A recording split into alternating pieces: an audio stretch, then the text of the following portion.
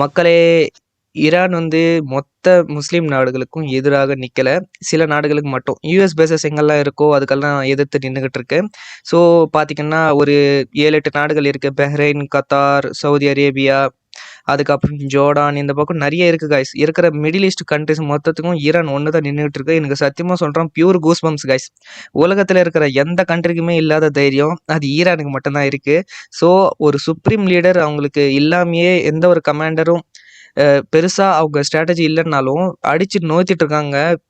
சத்தியமா சொல்றேன், Israel, America இது கனவுல கூட நினைச்சு பார்த்திருக்க மாட்டாங்க. அடிக்கிற அடி ஒவ்வொன்றும் அப்படி இருக்கு காய்ஸ். அவங்களோட மிசைல்ஸ் அவங்க ஏற்கனவே சொல்லியிருக்காங்க, இந்த உலகத்திலேயே யாரும் இது வரைக்கும் பார்க்காத மாதிரி நாங்க அடிப்போம், அந்த மாதிரி மிசைல்ஸை நாங்க இனிமே காட்ட போறோம் அப்படின்னு. இது சத்தியமா இது எங்க போய் விடுவோன்னு எனக்கு தெரியும். அது மட்டும் இல்லாம அவங்க ட்வீட்டும் போட்டிருக்காங்க, நாங்க அடிக்கிற அடியில நீங்க கெஞ்ச போறீங்க பாருங்க, அது வரைக்கும் நாங்க இதை நிறுத்த மாட்டோம் அப்படின்னு. சத்தியமா சொல்லணும்னா, இந்த ட்ரம்ப்பும் அதுக்கப்புறம் பெஞ்சமின் நெத்தன்யாகும் வார் கிரிமினல்ஸ். எத்தனையோ கண்ட்ரிஸ் அட்டாக் பண்ணியிருக்காங்க. இன்னும் ஓல்டன் டைம்ஸ்ல பாத்தீங்கன்னா லிபியா, ஈராக், டர்க்கியா இருக்கட்டும், டுனிஸா இருக்கட்டும், அவங்களுக்கு அடிப்பணியாத எல்லா கண்ட்ரிஸும் அவங்களை அடிச்சிருக்காங்க. இப்போ கூட பாத்தீங்கன்னா ரீசெண்டா நிக்கோலஸ் மடுரோ, யாரு வெனிசுலாவோட பிரசிடென்ட், அவரை கிட்னாப் பண்ணி கொண்டு வந்திருக்காங்க. அங்க இருக்கிற ஆயில் மொத்தத்தையும் இவங்க சுரண்டி எடுத்திருக்காங்க. ஸோ இதுலேருந்து ஒரே ஒரு பாயிண்ட் கிளியரா தெரியுது கைஸ், எங்கெல்லாம் வளங்கள் நிறைய இருக்கோ அங்கெல்லாம் இவங்க அடி அதை போய் ஆட்சி பண்ணணும்னு நினைக்கிறாங்க. அதுல இருக்கிறது இவங்க தான் சொந்தம் கொண்டான்னு பாக்குறாங்க. யாரு? அமெரிக்காவும் இஸ்ரேலும். ஸோ அமெரிக்கா இஸ்ரேலோட பப்பெட்ன்னு தெரியும். இஸ்ரேல் தான் கண்ட்ரோல் பண்ணிட்டு இருக்கு அமெரிக்கா மொத்தத்தையும். அது மட்டும் இல்லாம கிரீன்லாண்டை வேற ஆசைப்பட்டிருக்காரு Trump. By the way, I will say this about Greenland. We need Greenland from a national security situation. It's so strategic. Right now, Greenland is covered with Russian and Chinese ships all over the place.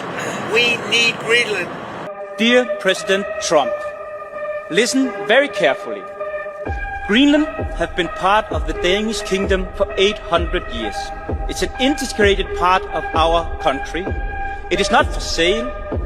Let me put it in words you might understand. Mr. Trump, fuck off.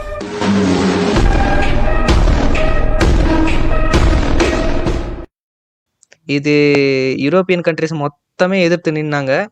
பார்க்கலாம் என்ன நடக்குதுன்னு. இவரோட Epstein files வெளியே வந்ததுனால எல்லாரும் இவர் அடிச்சு கொண்டுட்டு வராங்க கைஸ்.